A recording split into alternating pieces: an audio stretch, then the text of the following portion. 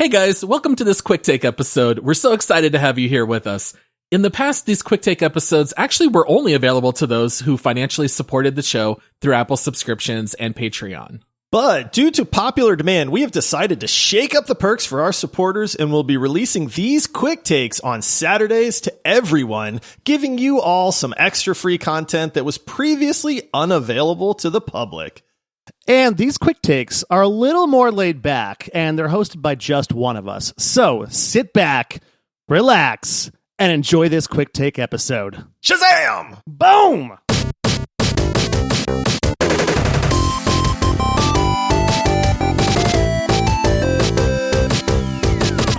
Hello, everyone. This is Paul here with another quick take episode. So excited to be talking to you guys again.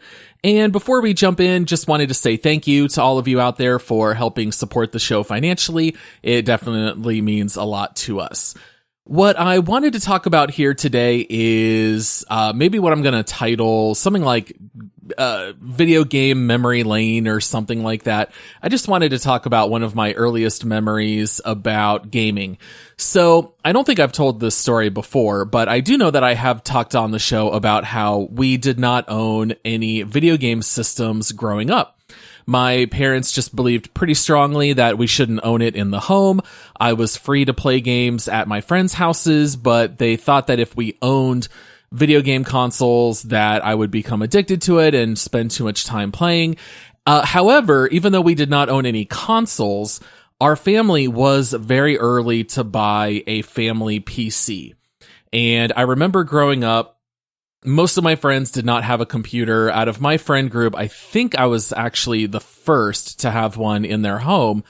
And this is way back in the day. I remember that we had a 33 megahertz processor.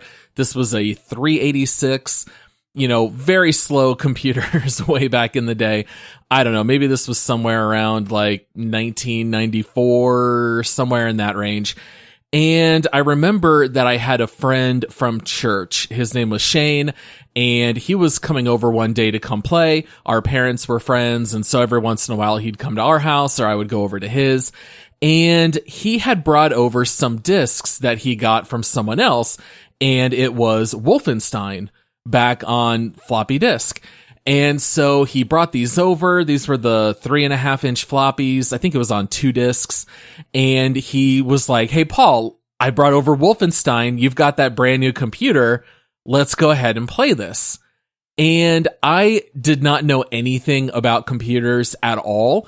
I know it's probably hard for our younger listeners to think about, but at this time, people my age oftentimes had never used a computer or maybe had only slightly dabbled at school or whatever it might be.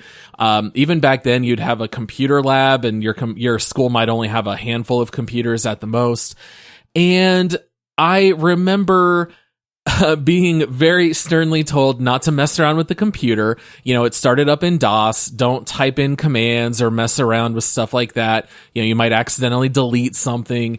And so when my friend Shane, though, had Wolfenstein, which, I had heard about, and even though I knew I would not be allowed to play Wolfenstein given my age at the time, because I think I was, maybe like 8 years old when this happened, but it was just too enticing. And so I knew this is something I wanted to play.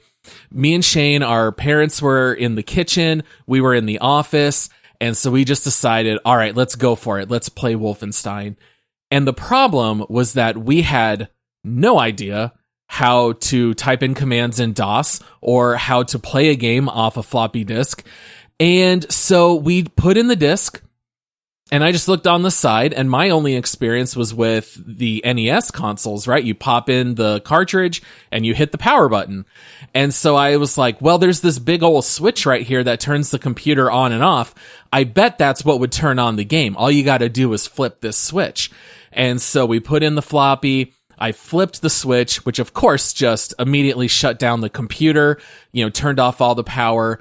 And I instantly went into fear mode, thinking that I did something wrong. I must have broken the computer. This is exactly what my dad was warning me not to do. I probably just destroyed the whole thing.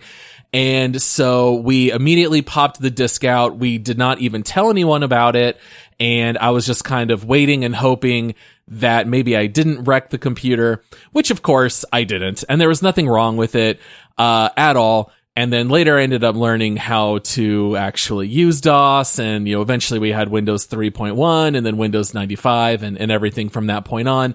But that's actually my very earliest memory of using a computer, and just completely ignorant, no idea at all how to use it.